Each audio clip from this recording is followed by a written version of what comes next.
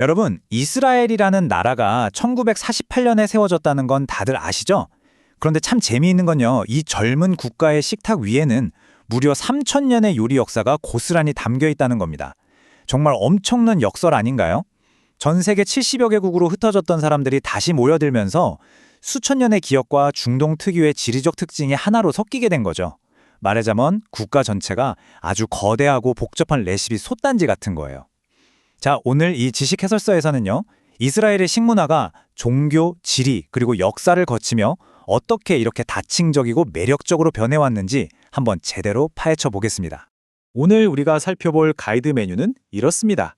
첫 번째로 이스라엘 식문화의 3,000년 뿌리를 살펴보고 그 다음 카슈루트라는 식탁의 규칙, 디아스포라 멜팅팟, 일상식과 길거리 음식, 성스러운 명절과 축제, 그리고 마지막으로 현대 미식 트렌드까지 쭉 훑어볼게요. 자, 그럼 첫 번째로 이스라엘 식문화의 뿌리부터 본격적으로 들어가 볼까요? 기원전 1000년 고대 이스라엘 시대부터 한번 따라가 보죠. 로마의 영향을 받았던 제2성전 시대를 거쳐 1948년 국가 수립, 그리고 지금의 초기 단계의 혼합 요리, 그러니까 네이센트 퓨전으로 진화하기까지 무려 3,000년의 웅장한 여정입니다. 이 지역이 예전부터 유럽, 아시아, 아프리카를 딱 이어주는 동서 무역의 교차로였잖아요. 그러다 보니 엄청나게 다양한 향신료들이 쏟아져 들어왔고요. 게다가 햇살 쨍쨍한 지중해성 기후 덕분에 아주 일찍부터 신선한 식재를 위주의 식단이 굳건하게 자리 잡을 수 있었죠. 여기서 진짜 흥미로운 게 하나 있는데요. 고대 성서에 나오는 7가지 종이라는 겁니다. 올리브, 무화과, 대추야자, 석류, 밀, 보리, 그리고 포도. 사실 이 7가지는 수천 년 전 고대인들이 매일같이 먹던 것들인데 놀랍게도 지금 이스라엘 사람들의 식탁에서도 완전히 핵심적인 역할을 하고 있어요. 지리적으로나 역사적으로나 식단의 뼈대 그 자체인 거죠. 이 풍부하고 신선한 농산물들이 바로 오늘날 우리가 아는 그 건강한 지중해식 이스라엘 요리를 탄생시킨 든든한 밑거름이 된 겁니다. 두 번째 주제로 넘어가 보죠. 카슈루트, 즉 식탁의 규칙입니다. 예루살렘 한복판에 있는 식당에 들어가서 치즈버거를 하나 달라고 한다고 한번 상상해 보세요. 10중 8구 주문을 못 하실 겁니다. 왜냐고요? 바로 카슈루트, 우리가 흔히 코셔라고 부르는 엄격한 유대교 율법 때문이에요. 코셔에서는 돼지고기나 새우 같은 갑각류는 아예 섭취가 금지되어 있고요. 도축을 할 때도 동물의 고통을 최소화하는 아주 특별하고 의례적인 방식을 꼭 거쳐야 해요. 그리고 무엇보다 진짜 중요한 거, 고기와 유제품을 한 식탁에서 절대로 같이 먹어선 안 됩니다. 철저하게 분리해야 하거든요. 이게 현실에서 어떻게 적용되냐면요, 아예 식당 자체가 두 종류로 딱 나뉘어 버립니다. 고기를 파는 바사리 식당이 따로 있고 치즈 같은 유제품을 파는 할라비 식당이 아예 따로 있어요. 그러니까 고기 식당에서 밥을 먹고 후식으로 우유가 들어간 아이스크림을 시키는 건 불가능하다는 거죠. 그런데 예외도 있습니다. 채소나 과일, 달걀, 생선 같은 건 고기도 유제품도 아니잖아요. 이런 중립적인 식재료를 파레브라고 부르는데 얘네들은 어느 식당에서나 마음껏 먹을 수 있어요. 이스라엘에서 외식할 때 꼭 알아둬야 할 진짜 필수 규칙이죠. 세 번째 파트는 디아스포라 멜팅팟입니다. 70개가 넘는 나라에서 돌아온 사람들이 어떻게 이스라엘을 이토록 다채로운 거대한 용광로로 만들었는지 살펴볼게요. 크게 3가지 뿌리를 한번 비교해 볼까요? 먼저 아슈케나지 요리가 있어요. 동유럽의 그 춥고 척박한 날씨를 견뎌야 했으니까 뿌리 채소나 동물성 지방을 써서 아주 뭉근하고 따뜻하게 끓여낸 음식들이 특징이죠. 그런데 그 옆에는 지중해, 중동, 북아프리카에서 온 세파르디와 미즈라히 요리가 있습니다. 여기는 분위기가 완전 다릅니다. 신선한 올리브 오일에다가 코끝을 찌르는 강렬한 향신료의 풍미가 말 그대로 팡팡 터지죠. 그리고 또 있어요. 아프리카 에티오피아에서 온 유대인들은 테프라는 곡물가루를 발효시켜서 만든 아주 시큼하고 스펀지처럼 폭신폭신한 인제라라는 빵을 들고 왔거든요. 한 나라 안에 이 모든 대륙의 맛이 꽉 차서 공존하고 있는 겁니다. 자, 네 번째, 일상식과 길거리 음식입니다. 이 거창한 역사들이 우리 일상 속에 어떻게 스며들었는지 볼까요? 이스라엘의 유명한 미식 전문가 자나 구루가 이런 말을 했어요. 유대인의 요리 전통에서 비롯된 최초의 길거리 스낵이다. 대체 무슨 음식에 대한 극찬일까요? 바로 사비흐입니다. 이라크계 유대인들이 처음 만들어낸 이 음식이 지금은 이스라엘을 완벽하게 상징하는 국민 길거리 간식이 됐거든요. 이거 어떻게 만드는지 한번 머릿속으로 조립해 보세요. 먼저 푹신푹신한 피타빵을 반으로 쓱 갈라요.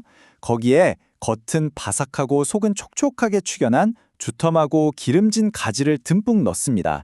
그리고 하미나도스라고 부르는 갈색 빛깔을 나게 천천히 구운 삶은 달걀, 그리고 아삭한 이스라엘 샐러드를 꽉 채우는 거죠. 하지만 진짜 활용점정은 소스예요. 인도에서 이라크를 거쳐 넘어온 톡 쏘는 새콤달콤한 망고 소스인 암바, 거기에 고소한 타히니 소스까지 싹 뿌려주면 입안에서 진짜 완벽한 맛의 축제가 열리는 거죠. 길거리 음식 얘기하면서 팔라펠이랑 샤워르마를 빼놓으면 정말 섭섭하죠. 바삭하게 튀겨낸 병아리콩 크로켓인 팔라펠, 그리고 수지꼬치에 꽂혀서 육즙을 뚝뚝 흘리며 뱅글뱅글 돌아가는 그 샤워르마 고기, 다들 아시죠?